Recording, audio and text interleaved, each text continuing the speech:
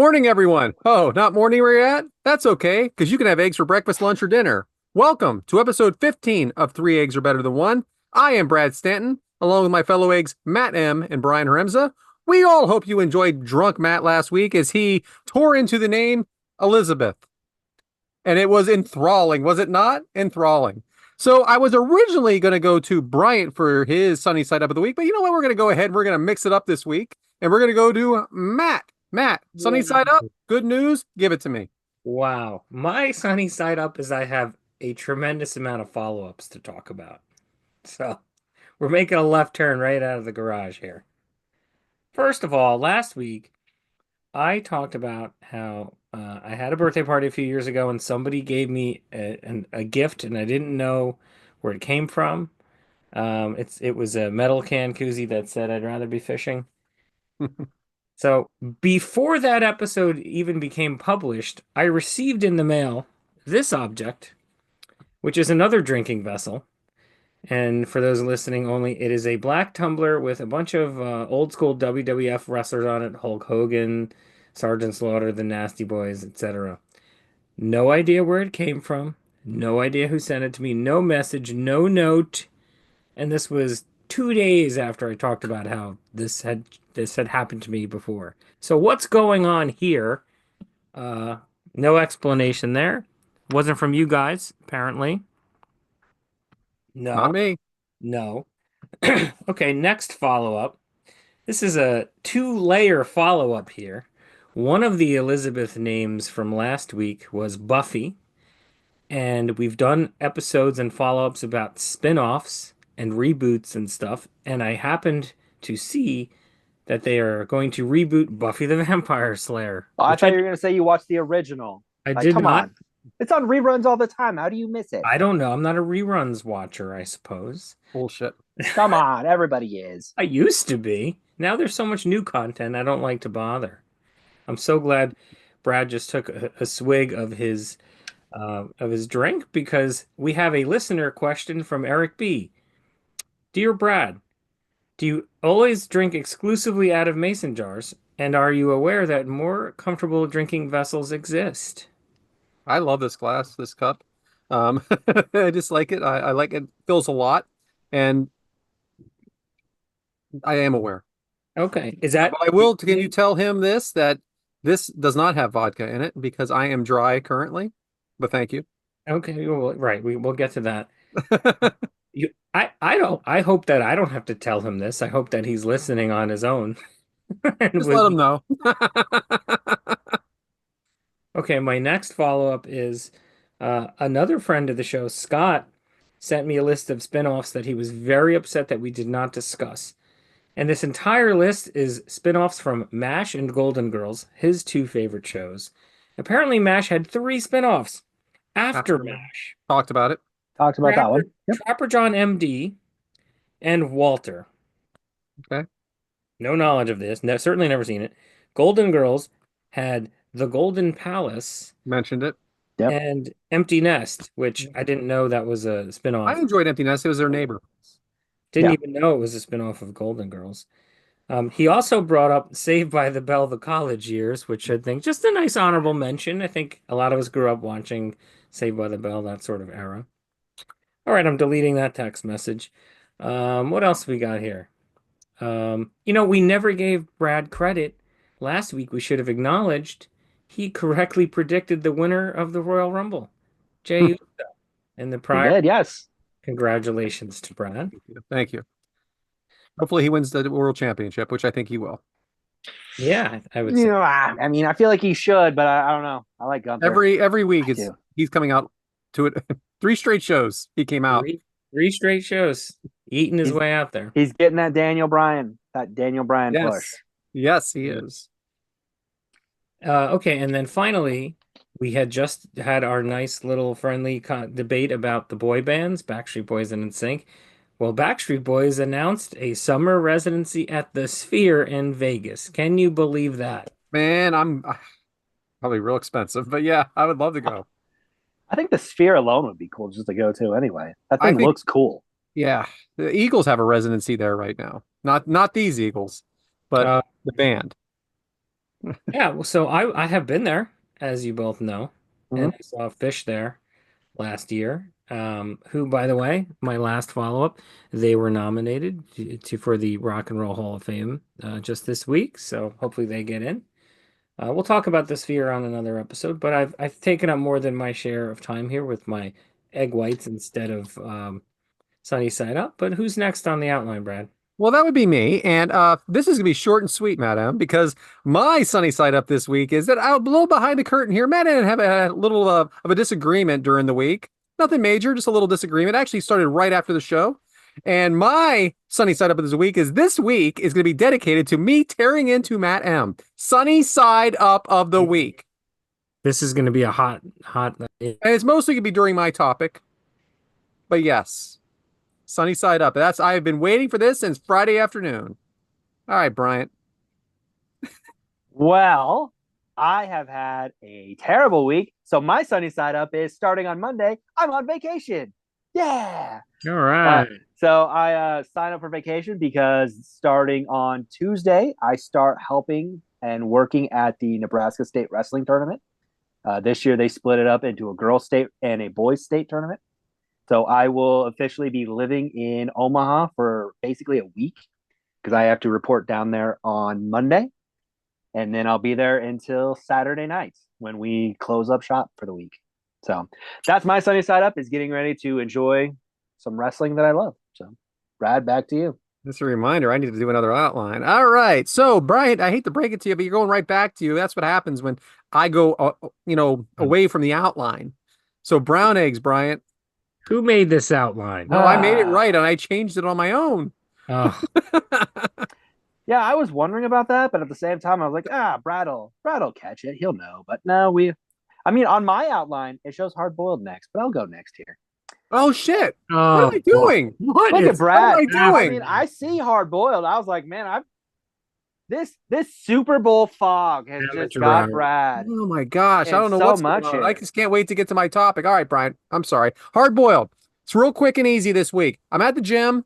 I'm at the ab area doing some crunches, legs in the air. I'm getting a good sweat on, right? There's a leak in the roof. There's always a leak in the roof at this gym. And it's always happening. They've always been bringing people in, no big deal. Well, guess what? Mid crunch, the woman running it brings over two guys that are getting ready to fix this thing. But guess what they smell like? Weed. They smell like weed. Can someone please explain to me why everybody has to smell like weed during work hours? Let me tell you something. If they got out of the car and they smelled like whiskey, everybody would be up in arms. Yeah. But no, no, no, no, no, no. You smell like weed. Everything's fine because it's cool now. Everything's fine. It's not even really legal in Pennsylvania, but you can smoke it all you want in your car, drive impaired, come inside and fix the leak that you never seem to be able to fix in the first place because you're high as a kite. I mean, have they not heard of gummies? I mean, what the heck? I mean, not to mention, I felt like I had to start coughing and then I was starving. So anyway, I just don't understand why and listen, I'm not against it at all. I'm not against having a drink. I'm not against doing that, whatever. Haven't done it in a while, but I'm not against it. But 1 o'clock in the afternoon, 11 o'clock in the morning, when you're doing your work, I think it's a little, I think you should put it away for a while. But that's it. All right. I'm sorry. Now, brown eggs, Brian.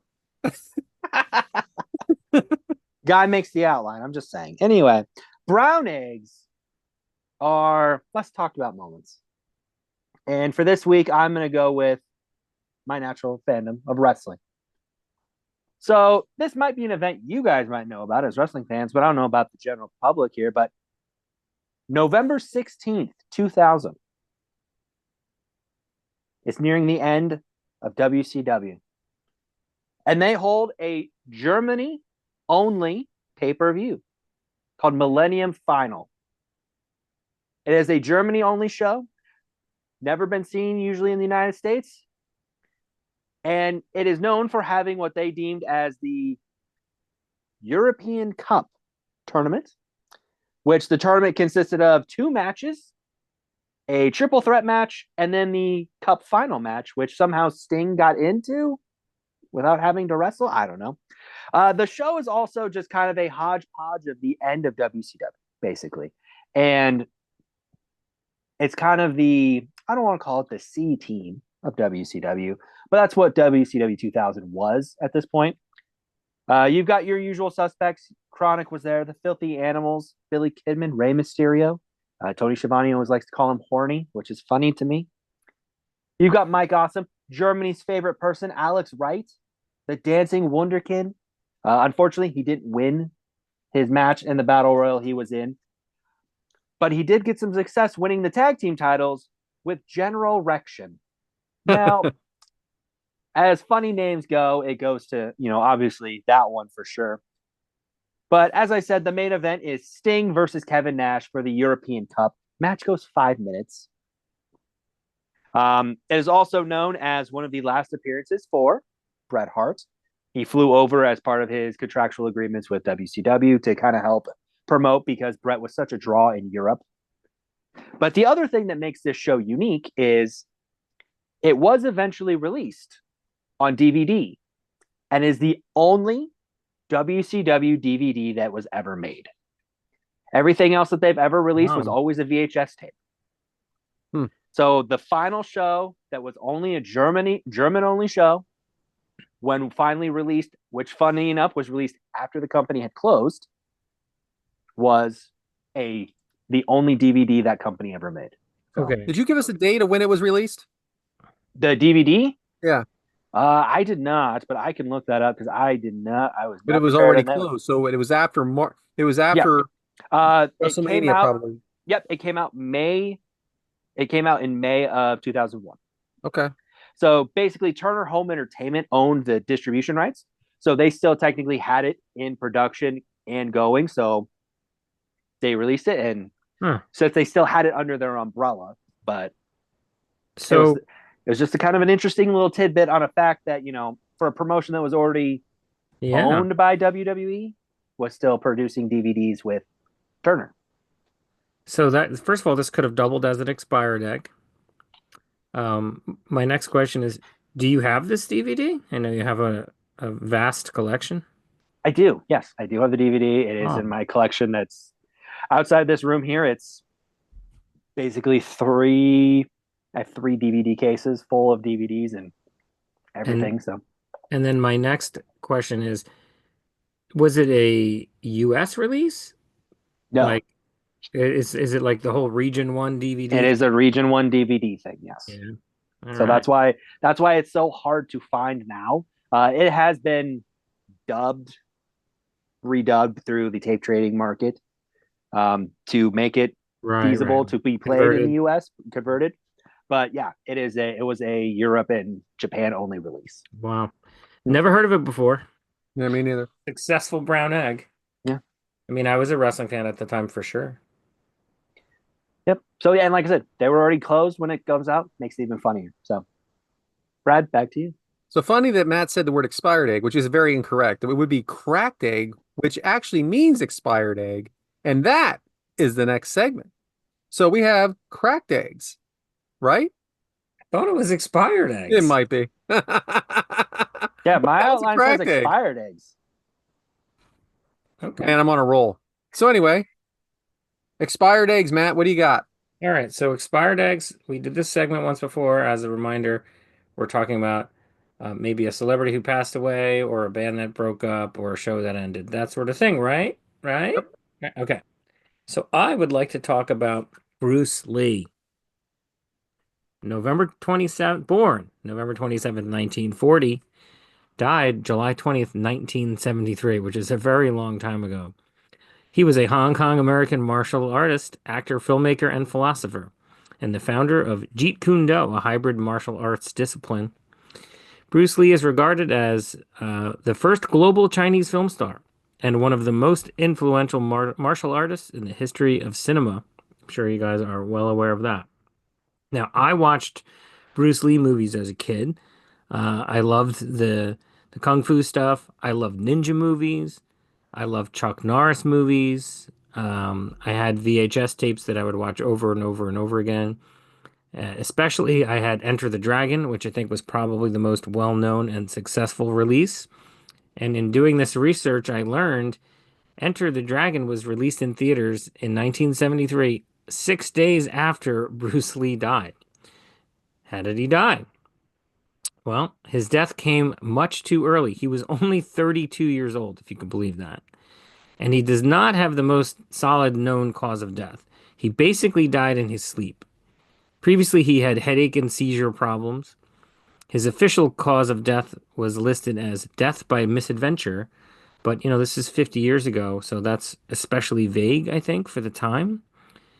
There's many suggestions and theories ranging from medication overdose, cannabis use, other drugs and alcohol, too much sodium, not enough water, heat stroke, and even the possibility that a curse was placed on his family by the Chinese mafia.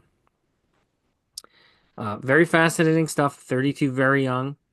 And of course, Russian doll situation, Russian doll egg. Bruce's son, Brandon Lee, was, of course, infamously shot and killed in a terrible accident on the set of The Crow in 1993. Brandon was only 28, and I never saw The Crow. And those are my expired eggs. Very good. I never followed Bruce. I never watched Bruce Lee movies. I mean, I know who he is, of course. I've actually probably watched movies about Bruce Lee more than I've actually watched Bruce Lee movies. But I did like The Crow. And I did like Brandon Lee. And I'm just not a kung. Is it considered a kung fu movie? Was that what it was called back then? I mean, I don't want to get the discipline wrong because there's different ones. Right. Yeah, I mean, I think that's maybe a general Yeah. term. Martial arts movie. Martial No, arts. Martial arts, Yeah, yeah. martial arts. never been a big like I like Van Damme stuff like that, but I was never real big into that. I'm not into it now, but Sure you this are. as a kid, I'm really not. I'm into fake martial arts, remember? Uh, but as a kid, for sure. I mean, I think everyone our age group, I mean, I know me and all my friends, we had VCRs and VHS tapes that we wore out. I mean, I watched The Karate Kid a million times. I watched Commando a million times. I mean, those are the types of movies that I had and watched Mhm. repeatedly. Brian, any comment on Bruce Lee? I mean, I really only remember Bruce Lee for the fight with Kareem Abdul-Jabbar. That's Mm. really what I remember Bruce Lee for. Not really into any of like the martial arts movies as a kid, but that's the one thing. Like when I think of him, I think of that. But I also think of something that I don't know if you guys know of, but the epic rap battles of history. They did one with Bruce Lee, and that's also what comes to my mind for that. So Mm. All right, who's next on the outline? If we can trust So, it. so this is an expired show, Ordinary Joe. It was I was really excited for it when it came out on NBC. It's NBC, so we're all safe. It came out on NBC on January 24th or September 20th, 2021. Okay, and it only ran until January 24th, 2022. The series centers on Joe Kimbrough as he makes a pivotal life decision on his graduation from Syracuse University. So here's Joe Kimbrough. He's graduating from Syracuse University, and it gives him three options of what he's going to do in life. The show follows him on three parallel timelines starting 10 years after his graduation. One as a police officer, following his father's footsteps, one as a music star, following his passion, and one as a nurse after he marries his college sweetheart. So he's there. He's got his college sweetheart there. He's got the girl he just met there, and then he's got his family there. So you don't know what he chooses, but the show actually shows you, and every week, it's just like different scenes from each way he went in life. So the one where he was a rock star was one way. One where he would, was the family man was another way, and then as a cop, and then how he meets the same people through the different timelines. I thought it was excellent, and I thought it was so well done, and it was so clever. And yes, it only lasted half a season. Very, very disappointed. I really, really liked it. My wife liked it too. Maybe it was just a little too much for people. I followed it just fine, but I loved it. Anyway, What was the years on that again? it was just from September of 2021 till January of 2022. Pretty recent. Very recent. It was good. I don't remember hearing about it. I will say No one else did either. yeah. I will say though, I mean that's definitely an idea that's been used before, right? Like alternate timelines. Isn't like It's a Wonderful Life that sort of same I know, but concept? it's a show. It was that's a movie, The series, okay. but it's not like he just decided he was never born and this is the way the world went, right? That's the Wonderful Life, right? He was never born. This is what happens to the world. This is that he decided to go this way, or this way, and it showed you each way, and it kept it going for a series. Right. Well, half of a series. And then he would meet his college girlfriend again in the other life. He would meet his. It was good. It was really, really good. Disappointing, but you guys never saw it. Don't bother because you will like it, and you'll just be disappointed because it doesn't have an ending. Bryant. So I'm going to follow Brad's footsteps. I'm going to pick a show. Don't worry, it's on Fox, so we can talk about it. Mine is called The Following, starring Kevin Bacon and James. I'm going to mispronounce the last name. Purefoy, I believe is how it's pronounced. I don't know. But basically, Kevin Bacon plays an FBI agent, Ryan Hardy, and he is trying to, and Joe Carroll is James Purefoy, goes to prison.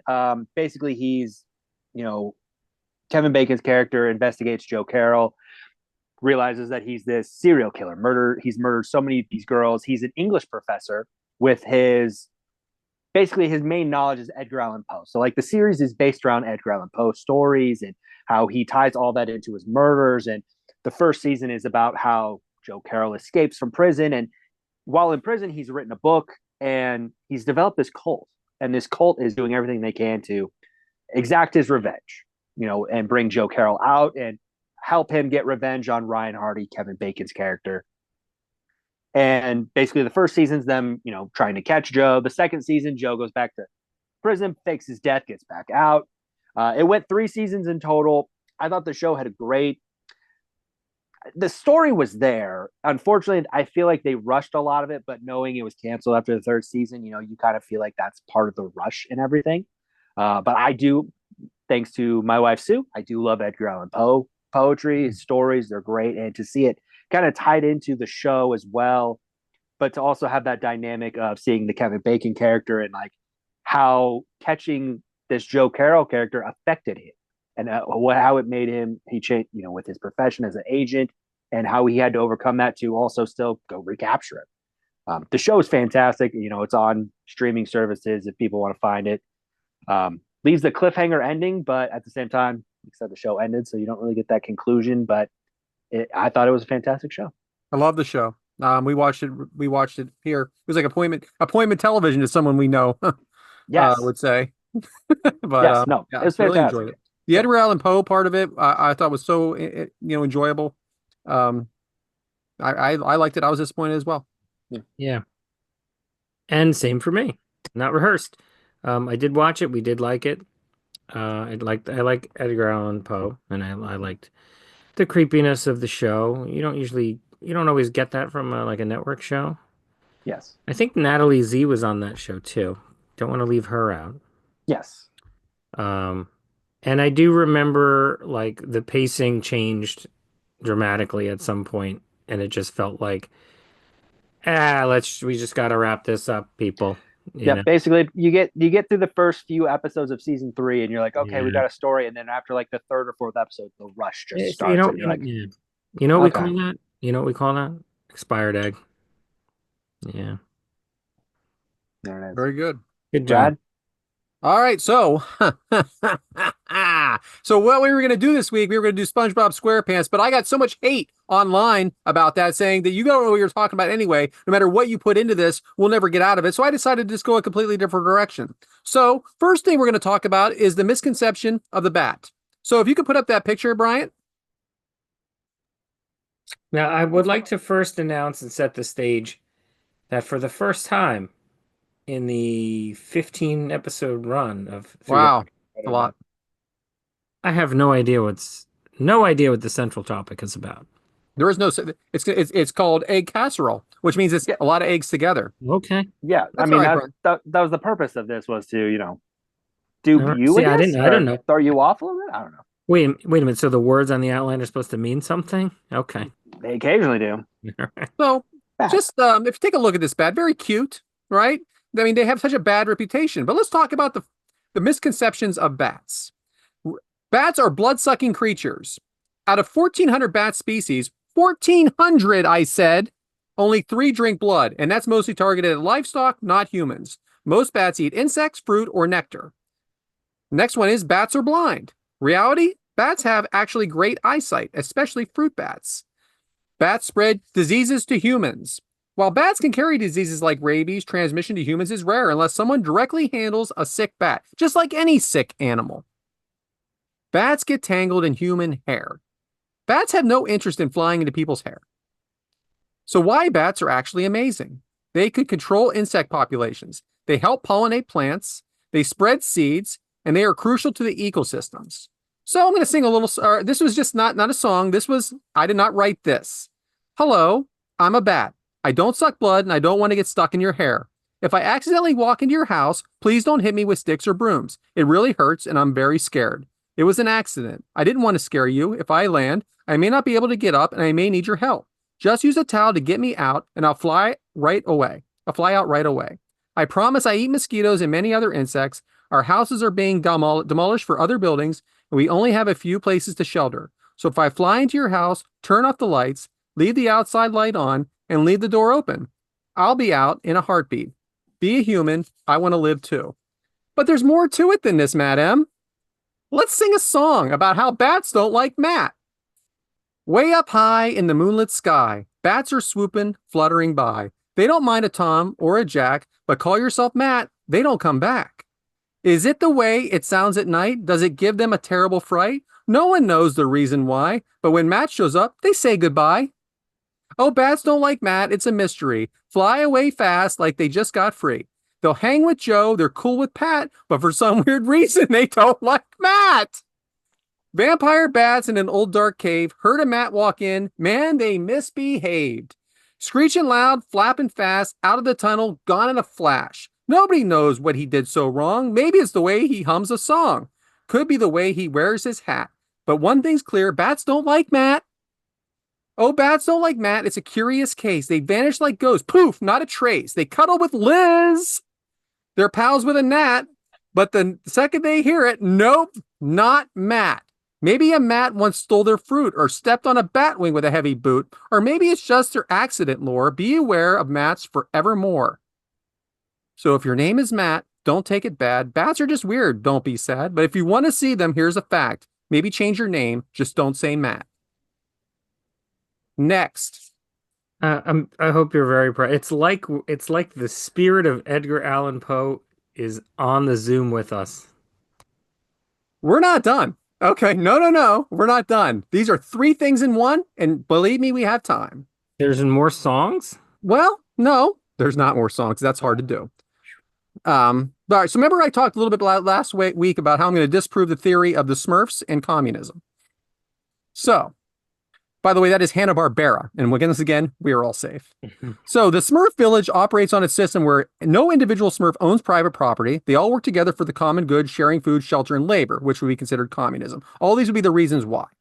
Papa Smurf, as the leader, he has the red hat, figure akin to the communist leader guiding his people. Each Smurf has a designated role based on their skills. Handy Smurf, Farmer Smurf, Greedy Smurf. They all have jobs, aligning with the Marxist principle from each accordingly to his ability to a need. There is no economic hierarchy or personal wealth accumulation in the Smurf village, much like the theoretical goal of communism, so no money. Gargamel, the primary antagonist, represents greed, capitalism, as he seeks to capture Smurfs either to turn them into gold or exploit them in some way. So that's the reasons for communism. However, unlike the real world, communist states, the Smurf village lacks the secret police, forced labor, or state imposed ideology. Smurfs follow Papa Smurf willingly, not under coercion. The Smurfs did not overthrow a ruling class or seize the means of production. They simply exist in their own self-sufficient community. Unlike historical communist movements, they aim to spread their ideology. They did not aim to spread their ideology. The Smurfs do not seek to convert others in their way at all.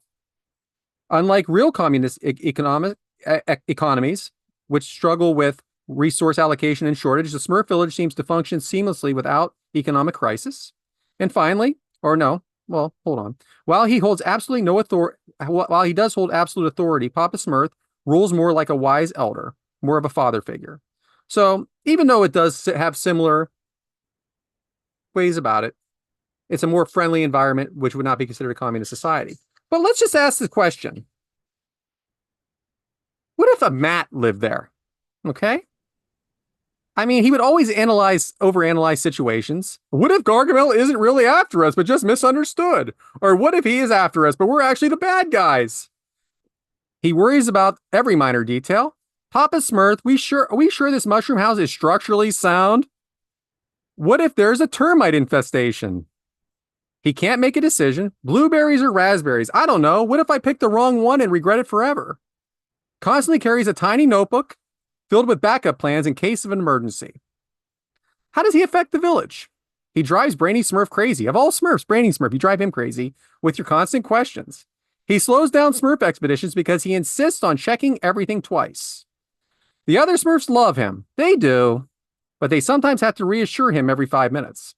And Papa Smurf gives him special relaxation potions, which actually are just chamomile tea. Oh my God. So the running gag is every time something unexpected happens, he gasps and yells, I knew it! I knew this would happen! Anytime a Smurf suggests a plan, he just lists 5 reasons why it could go horribly wrong. He keeps a Smurf emergency kit filled with weirdly specific items like a parachute, a map to every mushroom in the forest, and an extra pair of socks, even though Smurfs don't wear socks. Finally, let's just talk and see if Matt, let's call him Matt Worrisome, would join the cast of Scooby-Doo. The backstory is this. Matt is an old friend of the Mystery Gang, someone they occasionally call in when a case seems especially challenging or nerve-wracking. He's obsessive planner, always thinking of every possible scenario, even the most outlandish ones. While the gang is calm and composed, Matt is the nervous one, constantly looking over his shoulder, worried that things will go wrong. His anxiety often causes his hilarious moments, like when he insists on bringing 100 different gadgets that could come in handy, or when he panics over the slightest noise in the mystery machine. Matt tends to overthink every situation, second-guessing even the simplest clues. His mind races, and then he often makes a scenario in his head that are far worse than reality. He tries his best to solve the mysteries, but his nervous energy often leads to comical mistakes. He may trip over his own feet or accidentally trigger one of his overly complex traps. Despite his quirks, Matt is loyal to the gang, always having their back. He's a bit of a worrier, but he's always willing to help, whether or not it's a good idea or not. While everyone else is focused on the bigger picture, Matt sometimes stumbles upon key clues while getting distracted by his own anxieties. These small moments of clarity are what usually lead the gang to solving the mystery. Wait, what if the ghost was just trying to trick us? What if it's part of the plan? Matt frequently gets cut off by someone else like Scooby or Shaggy who reassures him. But how does he fit in with the gang? Well, Matt would balance well with the calm, cool demeanor of Fred and Velma, as well as the laid-back nature of Shaggy and Scooby. His overthinking would lead to funny moments of him questioning the obvious while the gang teaches him to trust his instincts. He could also create some memorable dynamics with Shaggy, who might sympathize with Matt's fears. Or maybe all of this would just feed into laughs. This guy does a lot of writing here. You're really taking this poor Matt guy. You're really taking a lot of shots at his neuroticism. I think that's shining through. Are you deeming yourself Brainy Smurf? Is that what I am supposed to detect? Perhaps. I got notes here. Just would you have Surprise. Would you have expected any different? No mention of Azrael, that's some bullshit. I mean, the guy Fact checking. what a villain. He didn't have a dog, he had a cat, right? That's some good villain writing right there. Yeah, good work. Good work. I do feel attacked, but I probably deserve it. I don't know, Brian, what do you have to say? Maybe I'll come up with a couple other comments in the meantime. I loved every moment of this. It was amazing. I do have to say this though about the Scooby-Doo thing. I feel like when you mentioned Matt joining the crew with the Scooby-Doo, I also just wonder, would he want to switch vehicles, or would he think the mystery machine was economically friendly and like work with gas, or would he want to try to switch vehicles on them? My Matt had a lack of options, Mm. so he just had to kind of go with what was happening.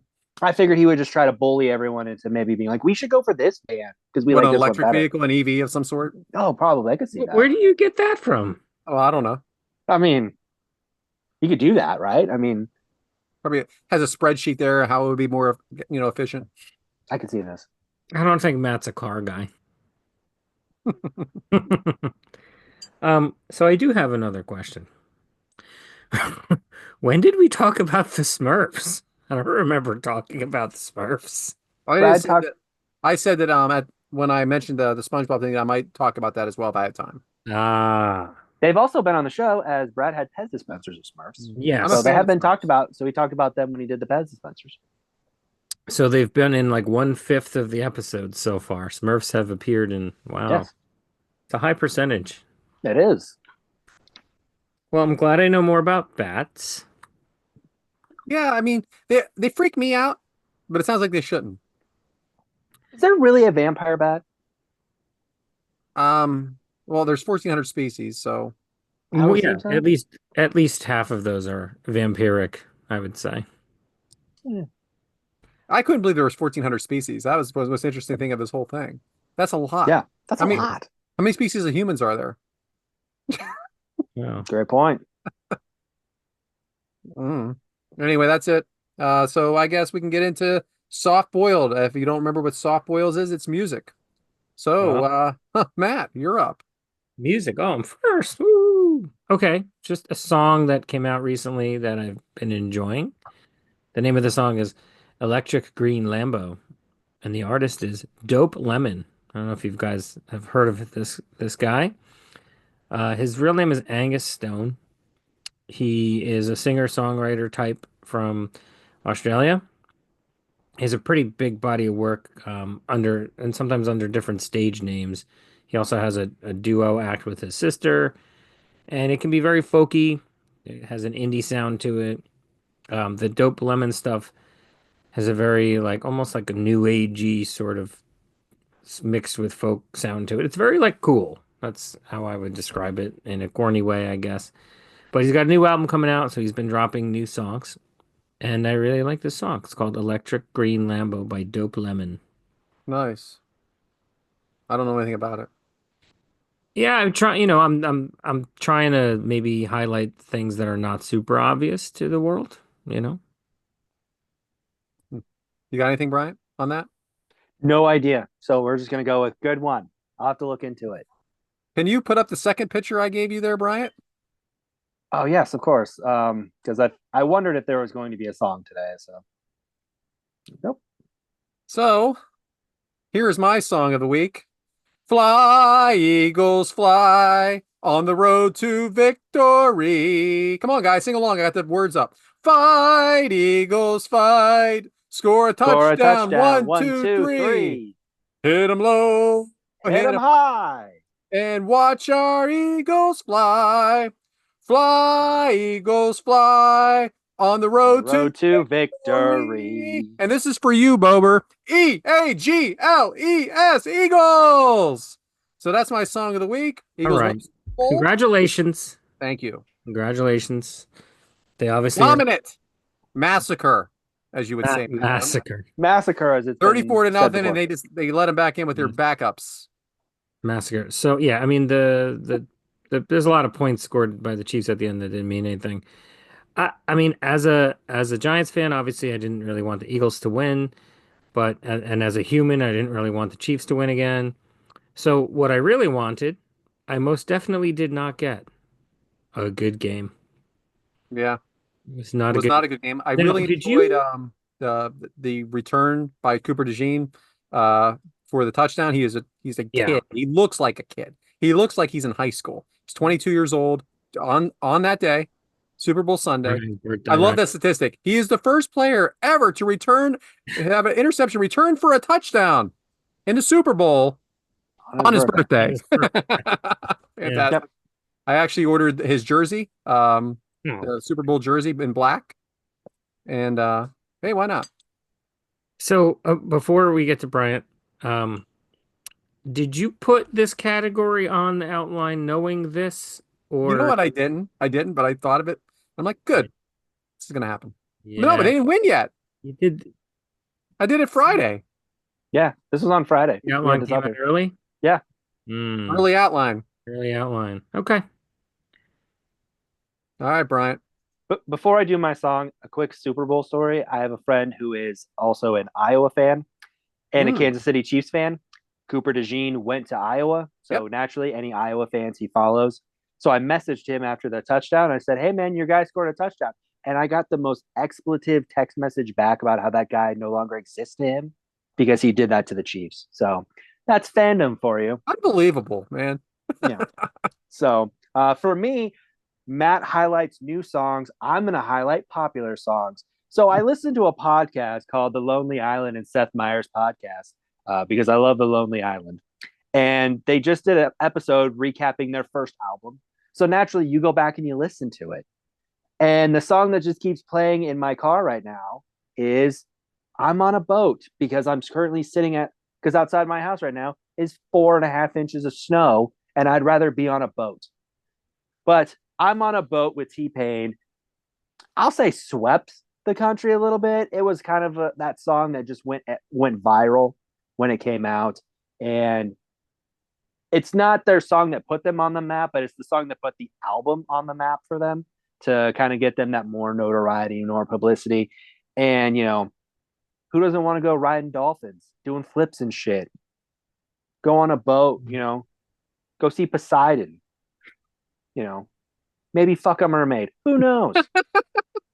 But I'm on a boat is what I have been listening to the most recently because just fun as shit.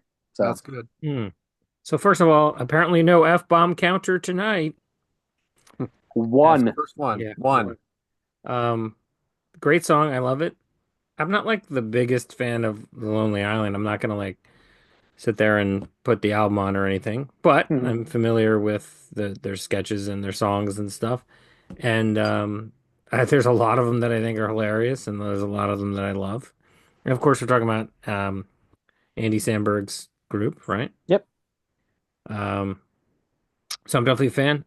See, for me, they were actually hit or miss, but there were way more hits, and all of the hits were hit good. Yes. Then they'd have things that were like total duds. I'm like, I don't think that's funny at all. Mm-hmm. But way more on the opposite end of the spectrum. Oh, yeah. Now, does Brad have any idea who we're talking about? No. Sorry about that.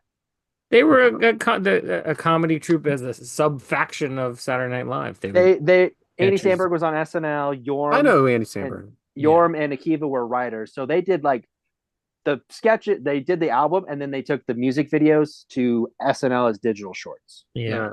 So like one you might know is Lazy Sunday. Natalie's Rap.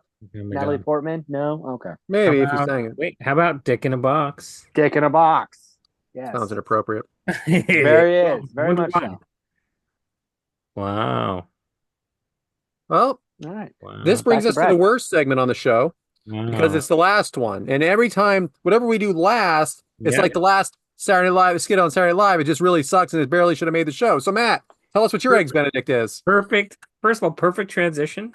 Bringing up Andy Samberg there. And as we comfortably transition into what we are going to call the SNL segment. And by the way, I said it was lucky to be on the show. I don't know if I said it was terrible or the worst. I probably did. We can go back to the tape. I mean, I know you can't remember much of it. You had to listen to it probably twice. Nonsense. No. I said I had a couple of drinks. That's all that happened. You said, this is my first alcoholic beverage on a show or my first adult beverage. Yeah. And guess what? It's not my first one. And that was after 4 F-bombs. Hey, there was an event and it coincided with our schedule and I had to make 2 things happen at once. And I think I did. Yeah, sure did. All right. So what is this terrible segment going to be? Eggs Benedict, which is, what is that again? Heel turns or face turns. Heel turns. Right. So I want to talk about Jay Leno. Now you might be thinking, oh yeah, he was in wrestling, right? Well, he did make a couple of appearances for WCW in the 90s, but that's not what I want to talk about. I want to talk about him as a late night talk show host. Now, first of all, he took over hosting NBC's The Tonight Show in 1992, succeeding Johnny Carson, who of course was a longtime beloved host.